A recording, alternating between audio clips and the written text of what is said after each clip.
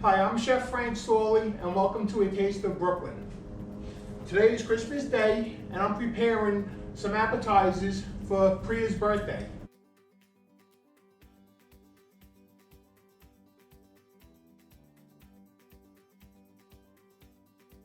Once you chop the garlic into small pieces, pretty much mincing it. When you're making meatballs, you don't want to bite into a big chunk of garlic because that's very unpleasant.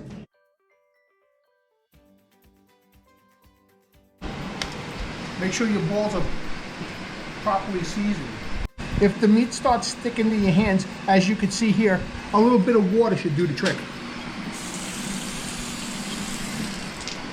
And that'll prevent the meat from sticking.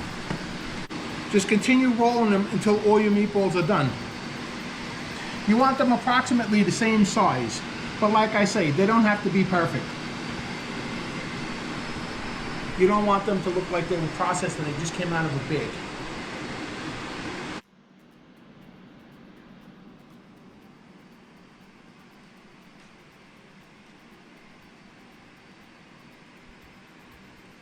Once all your meatballs are prepared, as you can see I've done it ahead of time, I actually got 62 meatballs out of 2 pounds of beef. So my oil is just coming up to temperature, and what we're going to do is we're going to place them in there. If the oil isn't hot enough, they're going to end up sticking.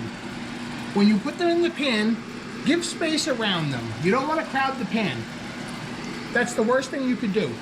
Now what I'm doing is I'm putting them in counterclockwise. This way I know the first one I put in, that's the first one I have to turn. What we're looking for is a nice brown crust around the edges. Now, normally I would have dusted these in flour and then put them in a tomato sauce, but because they're not going in a tomato sauce, I didn't want to put them in flour because they might come too dry. So, what we're going to do is we're just going to pan fry these until they're golden brown and a nice crust forms. In the oil like that, that ensures that they're all not sticking, and it ensures even cooking all around. You want to keep cooking them until they get a nice brown golden crust. As you can see here on this one, it's got a beautiful crust, and that's going to go around all around the meatballs, and that's going to ensure a nice crispiness all around. Be careful not to overcook the meatball because the more you cook, the more drier it will be. So, these look like they're about done. The way I test to see if they're done on the inside is just push a little tap on a couple of them and check the firmness. What you're looking for is if you put your arm out and you take your finger between your pointer and your thumb, put a little tension on it and just squeeze. That should be about the doneness of that meatball. That's what's telling you that it's done.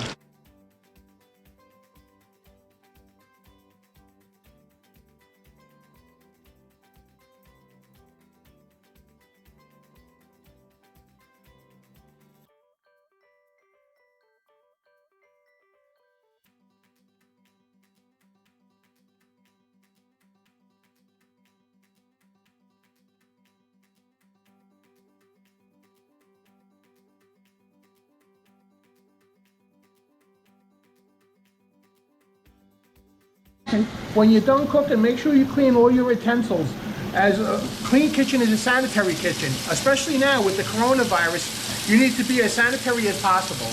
So we're going to clean each piece individually, and then we're going to put it in the sterilizer.